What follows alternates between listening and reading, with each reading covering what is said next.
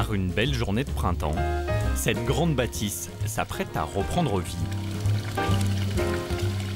Après 3 ans de travaux, Gérard Delmas vient de la transformer en maison d'hôte. Les bougies, les pétales de rose, et c'est ce que les gens attendent peut-être.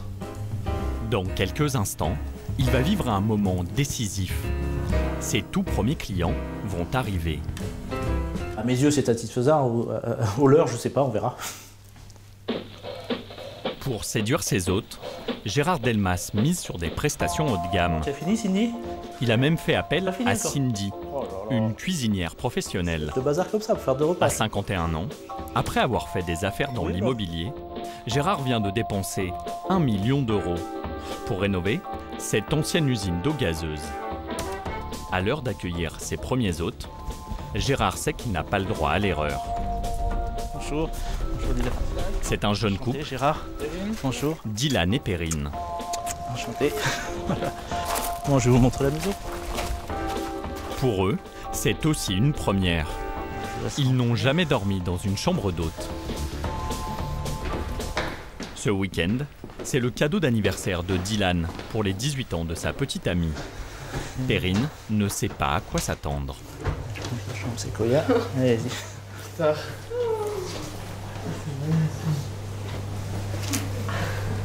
Le cadeau de Dylan fait son effet. Ça vous plaît? C'est magnifique. Perrine est stupéfaite. Jusqu'à présent, elle avait une toute autre image des chambres d'hôtes. Pour moi, oui, on y trouve plutôt des personnes âgées. Et je m'attendais pas du tout à...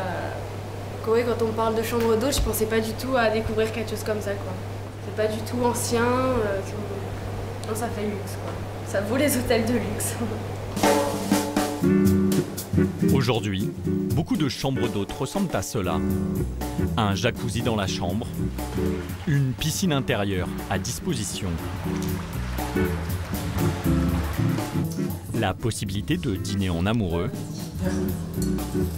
et le lendemain matin, un petit déjeuner en terrasse. Pour 175 € la nuit, une chambre d'hôte avec les services d'un grand hôtel. Les premiers clients de Gérard semblent satisfaits. Lui sait qu'il lui faudra louer ses chambres 500 nuits par an pour vivre de sa nouvelle activité. Comme lui, des centaines de Français se lancent chaque année dans l'aventure des chambres d'hôtes. Ces nouveaux entrepreneurs proposent de grands mâts avec piscine et équipements de luxe, des suites avec jacuzzi, mais aussi des cabanes sans eau ni électricité, des tipis ou même des tonneaux. Reconversion professionnelle ou projet de vie, parviennent-ils à en vivre? Comment réussissent-ils à séduire une clientèle toujours plus exigeante?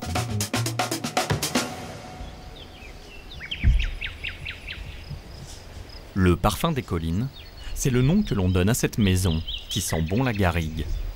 Au cœur du massif du Luberon, dans des odeurs de lavande et de romarin. Et bonjour! Sylvain Venn accueille toujours ses clients avec un large sourire. Comment allez-vous, Sylvain? Enchanté.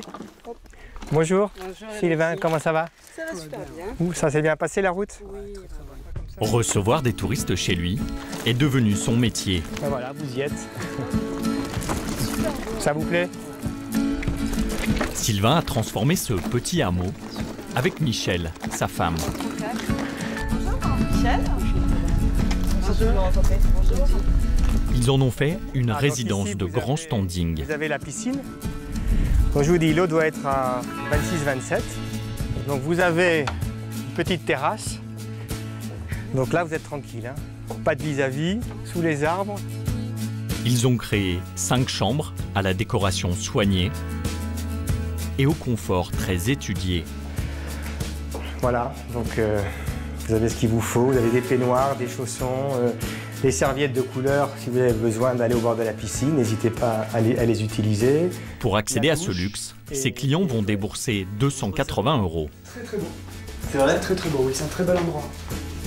Ça peut pas arriver mieux. Sylvain et sa femme ont peut-être trouvé la recette du succès. Proposer des prestations haut de gamme tout en restant proche de leurs hôtes. Le métier de chambre d'hôte, pour moi, c'est accueillir des amis que vous ne connaissez pas. C'est ça en fin de compte. Vous accueillez des gens, vous les traitez comme des amis, vous les recevez, vous les mettez en confiance, et en fin de compte, vous ne les connaissez pas. Bon, vous apprenez à les connaître au fil de l'eau, mais c'est ça vraiment, pour moi, le métier de chambre d'hôte. Et vous en avez beaucoup des amis en ce moment?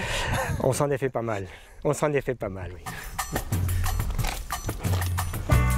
Avant de se reconvertir dans les chambres d'hôtes en 2013, Sylvain et Michel avaient une toute autre vie. Ils étaient cadres supérieurs dans l'immobilier d'entreprise à Paris. Ils gagnaient très bien leur vie. Il y a 3 ans, ils ont eu l'envie de tourner la page. Quand ils ont acheté cette maison, ils n'imaginaient pas que leur journée ressemblerait à une course contre la montre. 7h22, non ça va, on est pas en retard. Derrière ces fourneaux, le coup d'envoi d'une journée ordinaire pour Michel. Dans moins d'1 heure, ses hôtes seront au petit déjeuner. C'est parti les gâteaux maintenant. C'est toujours aussi sport le matin? Ouais. Oui, forcément. Dans le couple, chacun sait ce qu'il a à faire. Un balai réglé à la minute près. Le petit déjeuner est fait maison. Je vais faire muffins, banane, chocolat. En ce moment, la saison bat son plein. Alors les vacances, c'est pour les hôtes. Malgré ce réveil matinal, il ne changerait de métier pour rien au monde. Je pose pas de questions, quoi. Mais j'ai encore jamais eu. Toi non plus, j'imagine. Tu me l'aurais dit sinon. Ce sentiment de se lever et de se dire ah non, j'ai pas envie. Non. Alors qu'avant? Ah oui. Ça arrivait pas. C'est vrai, ouais. Ouais. Dans cette activité, il faut être de bonne humeur. Comment allez-vous? Ça va et vous? Bah, nous ça va, mais vous, c'est surtout vous. Et dès le matin. Nous ça va toujours. On a dormi. Pour vivre leur passion, ils ont dû apprendre à tout faire eux-mêmes. Et ça, c'est de la confiture de tomates vertes. C'est très bon et avec le fromage, c'est exceptionnel. Du miel du Luberon, oui. Donc du caramel beurre salé, tout est maison, hein, toutes les confitures, les caramels, les yaourts, tout ça. Pendant que leurs hôtes savourent leur petit déjeuner, Tout à l'heure les filles. Non, reste là. Michel est déjà sur la route pour s'approvisionner dans une fromagerie traditionnelle. Comment ça va? Et ces produits, elle les choisit Alors, avec soin. Les 2 bûchettes, je vais vous prendre du frais, je vais vous prendre de l'affiné. Oui. Eh ben merci beaucoup Marianne. Je vous mets le bon là. Et voilà. Voilà, mes super fromages de chèvre. À bientôt Marianne. À son retour au domaine, Michel a à peine le temps de croiser son mari. Ok, ben D'accord, ben je gère. Il lui passe le relais dans la maison, corvée de vaisselle pour Michel, pendant que Sylvain part entretenir le terrain. L'ancien cadre supérieur a troqué le costume cravate contre une tenue de jardinier. Alors, on va prendre l'outil de travail, changer mon ordinateur, mon stylo à Paris par ça. C'est quand même un changement. Il est passé de la berline au quad. Le domaine s'étend sur 4 hectares de garrigues. Son travail de la matinée, débroussailler les abords de l'étang.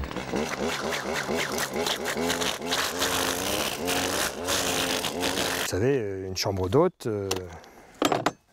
il faut gérer. Hein. On ne peut pas avoir trop de dépenses parce que c'est quand même pas d'une rentabilité exceptionnelle.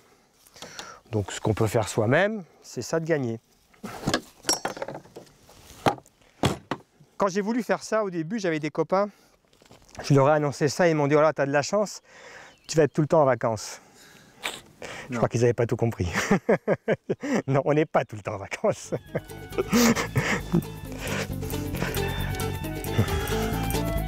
Il lui reste encore à nettoyer la piscine pendant que Michel s'occupe du déjeuner. Waouh. À table, Sylvain tient compagnie à leurs hôtes, tandis que Michel prépare les chambres avec Dolores, la femme de ménage.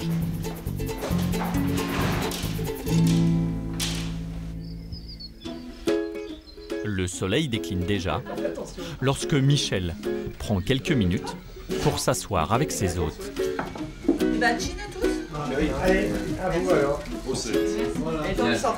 Mais leur journée est loin d'être finie.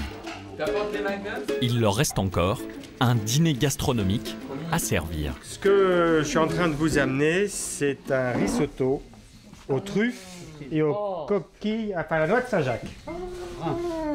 Et le romarin dessus.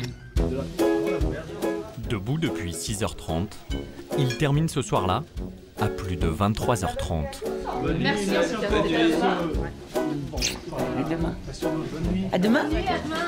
Et c'est comme ça tous les jours, 8 mois par an. Il n'y a pas de secret, il faut que sur les 8 mois d'activité, on fasse au moins 80 nuitées par mois, tous les mois, pendant 8 mois. Ah oui. Moyen. Voilà, ça nous permet de couvrir les charges, voire même de gagner un peu d'argent. Aujourd'hui, ils gagnent en moyenne 5 000 € par mois. C'est 3 fois moins qu'avant. Mais ce revenu suffit à leur bonheur. Pour Michel et Sylvain, les chambres d'hôtes, c'est un projet de vie. Pour d'autres, c'est l'espoir de mieux gagner la leur.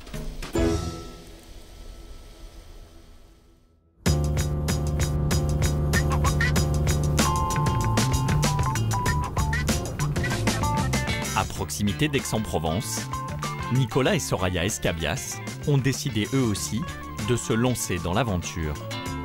À quelques semaines de l'ouverture, ils sont un peu stressés. Les travaux ne sont pas terminés.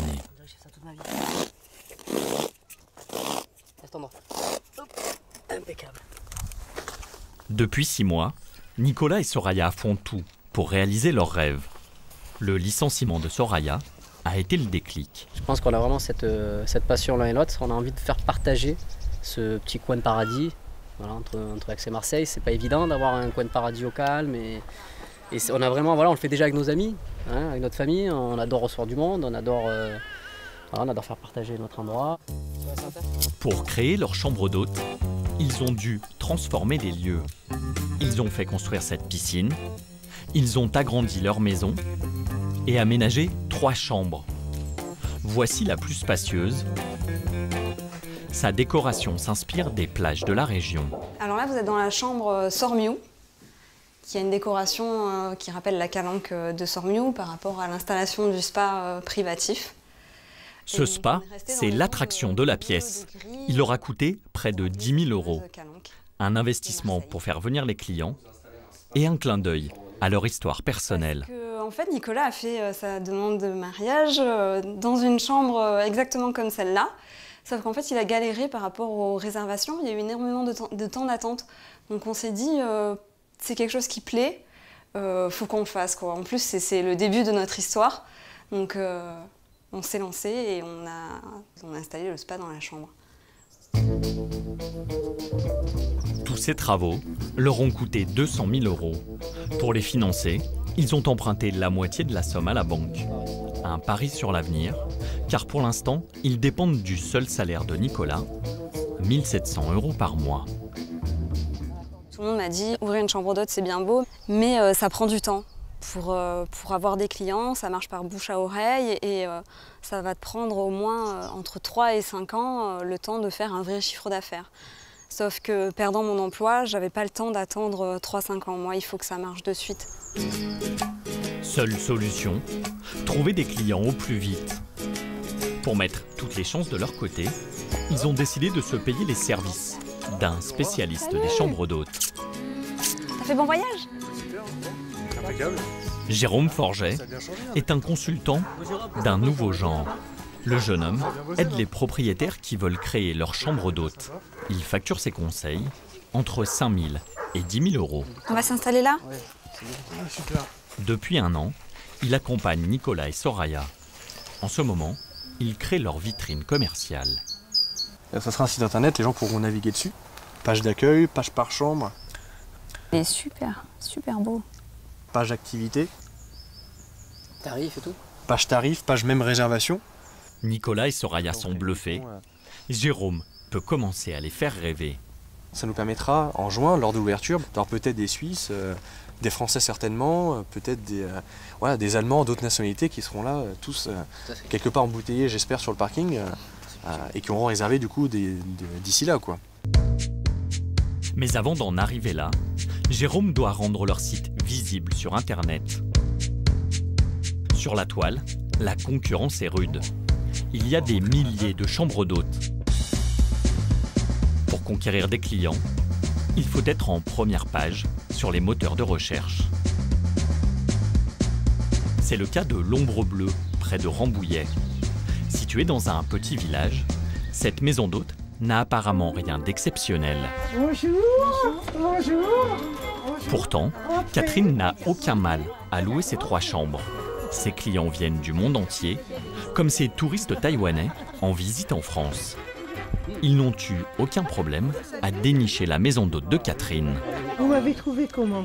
Sur Internet. Ouais. Ah ouais, oui, vous voyez, sur Internet. Moi, j'ai écrit gîte Rambouillet.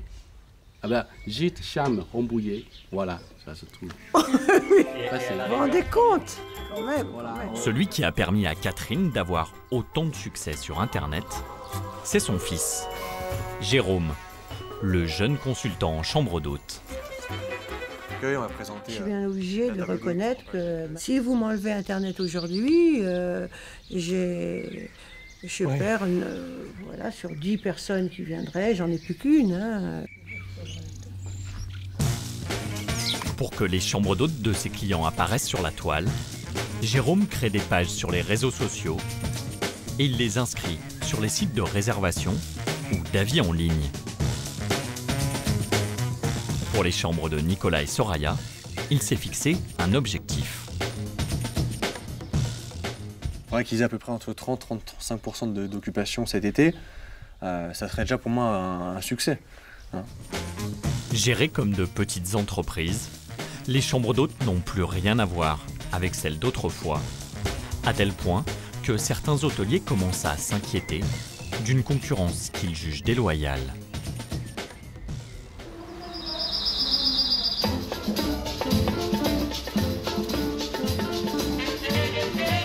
Au Petit Mât de Marie, à quelques kilomètres de Lourmarin, Marie et Laurent Gaspareil accueillent eux aussi leurs clients comme à la maison.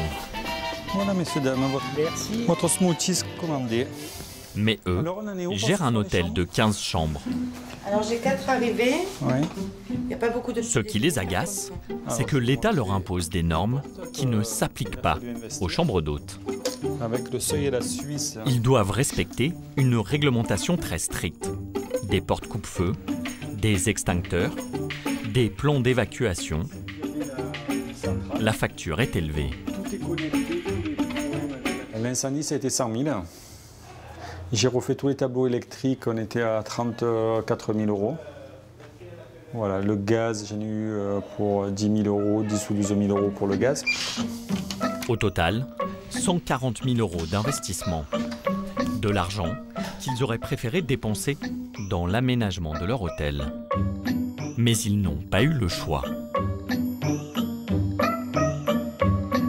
Vous vous retrouvez à devoir investir beaucoup d'argent. Parce que c'est l'État qui veut ça. C'est même pas les gîtes, ils n'ont rien demandé. Eux, ils sont en droit d'ouvrir, en droit de faire comme ça.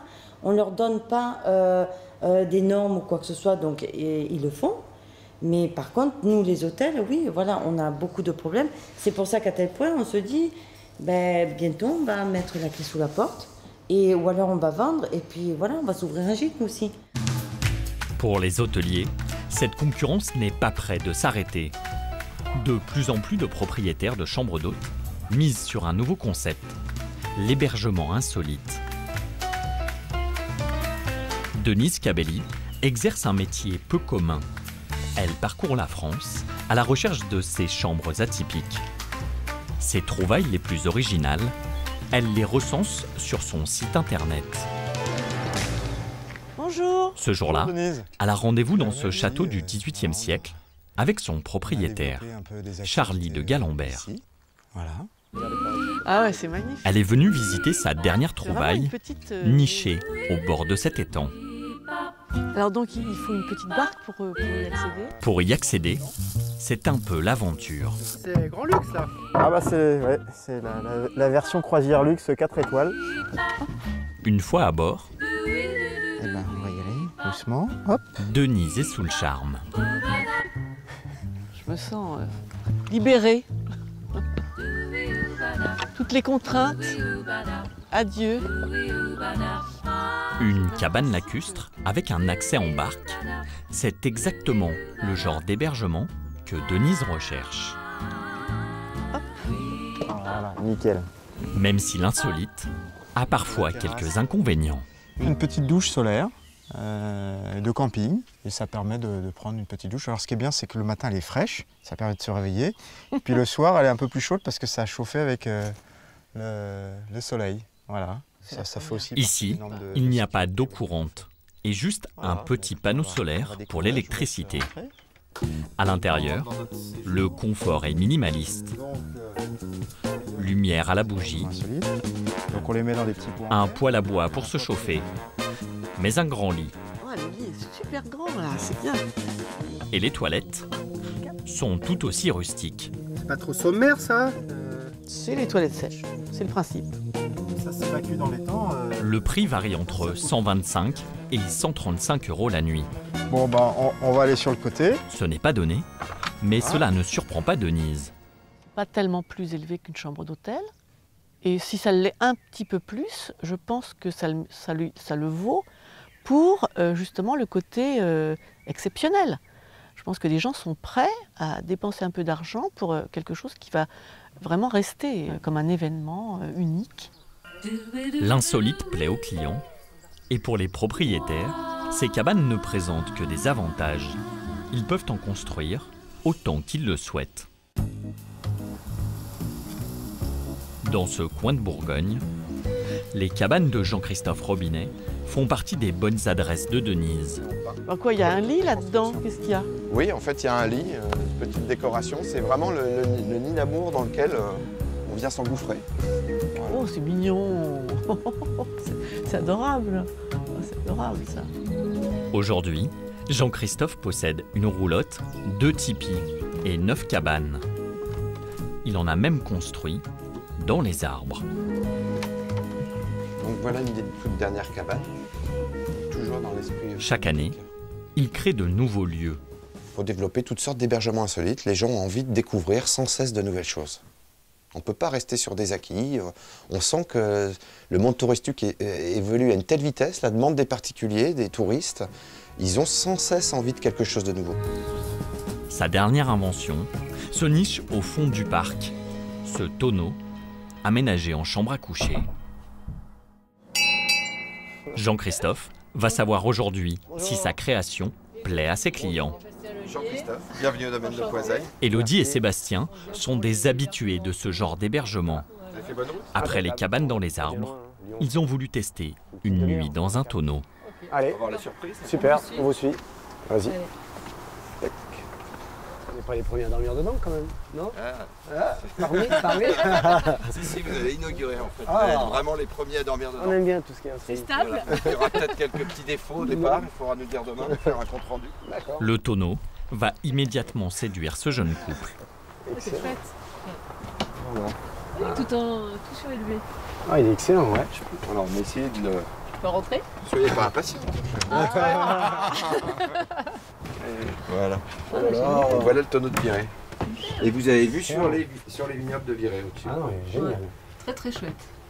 Ouais. C'est la chambre d'une chambre d'hôtel un peu impersonnelle. Donc voilà, c'est le moment un peu sympa. Le côté nature. Ouais. C'est vrai que ce soit dans les arbres ou ici, on est vraiment en proximité, les petits oiseaux qui gazouillent le matin, la vue, ça change vraiment de ce qu'on a l'habitude d'avoir et c'est pour ça qu'on recherche ce type d'hébergement. Pour cette nuit en barrique, ils ont déboursé 59 €. On va être bien là. Que les clients soient au rendez-vous, C'est évidemment l'obsession de tous ceux qui se lancent dans l'aventure des chambres d'hôtes. En Provence, 2 mois après notre première visite, retour dans la maison de Nicolas et Soraya. Allez, c'est parfait. Santé. Félicitations en tout cas. Merci. Santé. Bravo. Hein. Merci. En ce dimanche de Pentecôte, autour de la table, ce ne sont pas des clients, mais des amis.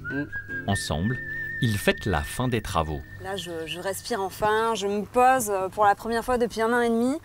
Voilà, on n'avait jamais pris le temps de faire ça depuis le début, début des travaux. Ils n'ont pas chômé. Les lieux ont bien changé. Autour de la piscine, la terre a disparu, remplacée par une pelouse et du gravier. Les réservations sont-elles au rendez-vous? Je me suis encore référencée cette nuit un peu partout au travail. Jusqu'à très tard. Alors là, justement, on a reçu une réservation ce matin. Il faut absolument qu'on réponde à ce monsieur, qu'on lui confirme qu'on est OK pour la date de réservation. Ils ont pour l'instant 3 réservations. Nicolas et Soraya savent qu'il en faut beaucoup plus pour rentabiliser leur investissement. On a cette pression de se dire que financièrement, il va falloir que ça tourne rapidement dès cet été pour pouvoir combler les charges qui arrivent suite aux travaux. On est combien d'entreprises, il y a un investissement et derrière tout ça, il y a un emprunt et derrière l'emprunt, il faut le rembourser et donc il y a un certain chiffre d'affaires à réaliser. Il ne faut pas se cacher et au final c'est son nouveau métier, il va falloir absolument qu'on Soraya arrive à créer une espèce de rentabilité chaque mois pour qu'on puisse en sortir, ça va être le challenge. Pour payer leurs charges, Nicolas et Soraya devront louer leur chambre au minimum 10 nuits par mois. Une aventure risquée dans une région où les maisons d'hôtes se comptent par milliers. Face à cette concurrence, certains ont choisi de tenter leur chance à l'autre bout du monde. À Rio, ce n'est pas du côté des plages que se cache l'une des adresses les plus courues de la ville. Pour la trouver, il faut grimper sur les hauteurs. C'est là qu'est nichée l'une des rares maisons d'hôtes de Rio.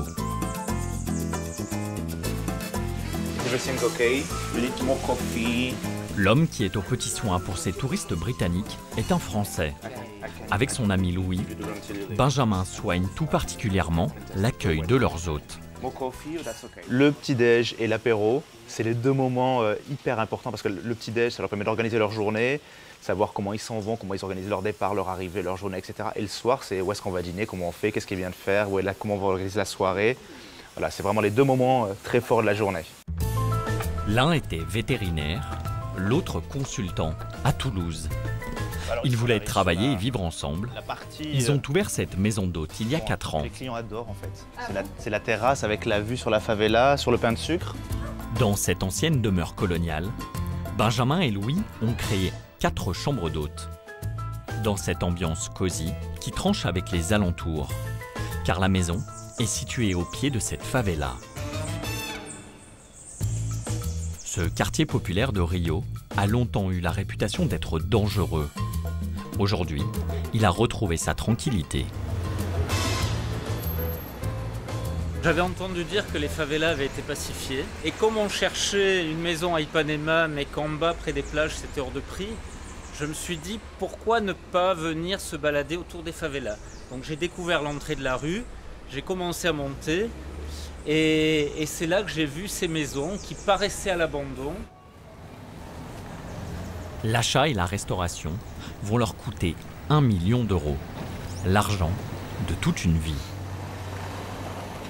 À la fin, les travaux ont coûté tellement cher qu'on n'avait plus un sou. Et donc, voilà, il a vraiment fallu qu'on racle tous les fonds de tiroir pour arriver à ouvrir Casa Mosquito. Un pari risqué, mais réussi. Dès l'ouverture, la maison fait le plein. Et au bout de 4 mois, leur affaire est rentable. Aujourd'hui, ils ont un nouveau projet, construire 5 suites luxueuses. Et le clou du spectacle, la terrasse panoramique avec l'Infinity Pool. Et une vue assez magique. Ah bah la plus belle vue de Rio, tout simplement. En toute modestie. Il n'y a pas un seul endroit qui offre cette vue. Pas un seul. À Rio? À Rio, non. Je parle d'un hôtel, hein. Hôtel maison d'hôtes. Personne offre la vue sur la favela, le pain de sucre, la baie de Guanabara, Copacabana, Ipanema, les toits de Rio, Côte de Frères qui sont derrière nous. Voilà, personne n'a ça. personne. Entre la Coupe du Monde et les Jeux Olympiques en 2016, Louis et Benjamin voient l'avenir avec confiance. Ils savent qu'ils n'auront aucun mal à remplir leur maison d'hôte.